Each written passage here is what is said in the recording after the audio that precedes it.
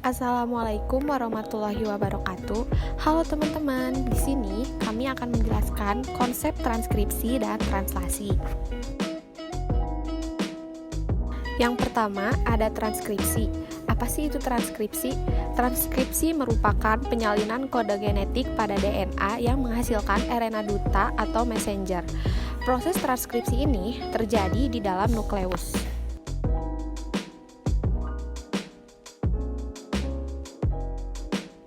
Transkripsi dibagi menjadi 3 tahapan.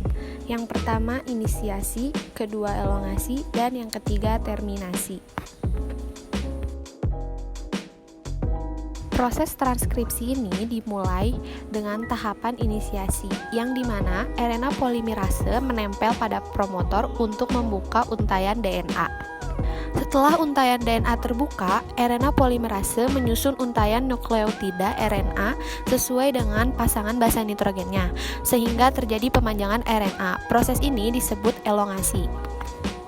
Ketika RNA polimerase dan mRNA telah sampai terminator, maka proses transkripsi ini selesai. Proses ini dinamakan terminasi.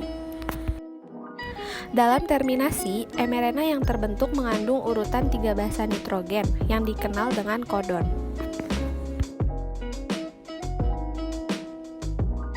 Video animasi ini merupakan proses inisiasi.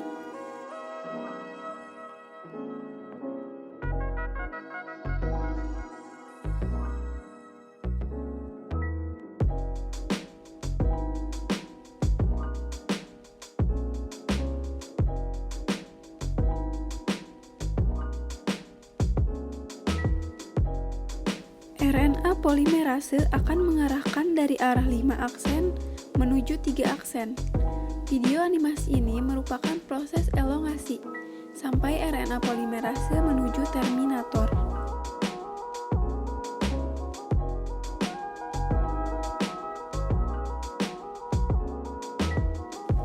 Yang kedua adalah translasi.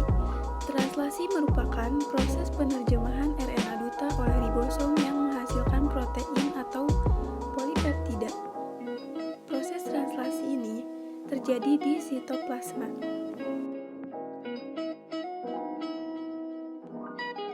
RNA messenger kemudian bergerak keluar dari nukleus menuju sitoplasma untuk mengalami proses translasi.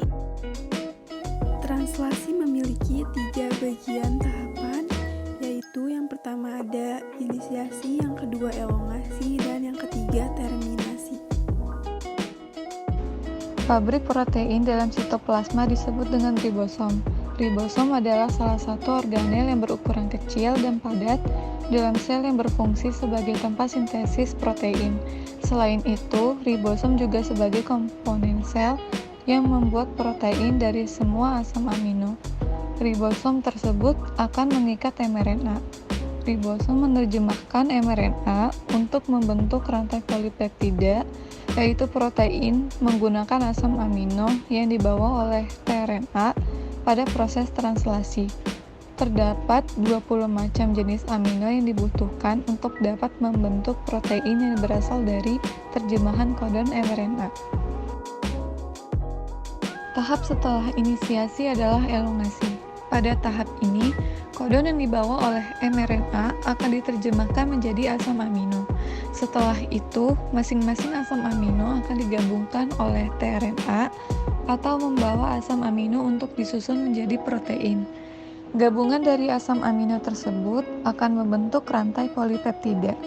Pada elongasi ini sudah terbentuk molekul RNA. RNA ini sebenarnya adalah kodon, yaitu hasil dari transkripsi. Maka dari itu, pada elongasi terjadi yang namanya proses transkripsi yang dibantu oleh RNA pol. Pada tahap ini juga terbentuk rantai 5 ke 3. Asam amino itu dibawa ke ribosom oleh RNA transfer. Cara ribosom membaca kode genetik pada mRNA adalah dengan membaca 3 basa nitrogen sekaligus. 3 basa nitrogen ini dikenal dengan sebutan kodon. Setiap kodon yang terbaca akan berpasangan dengan antikodon atau RNA-T yang juga membawa hasil pembacaan berupa asam amino yang sesuai ke ribosom. Asam amino hasil pembacaan akan ditambahkan ke dalam rantai asam amino. Proses ini akan berlangsung secara terus-menerus dan dinamakan dengan elongasi. Setelah sampai pada codon terakhir dan asam amino terakhir sudah ditambahkan, proses translasi selesai.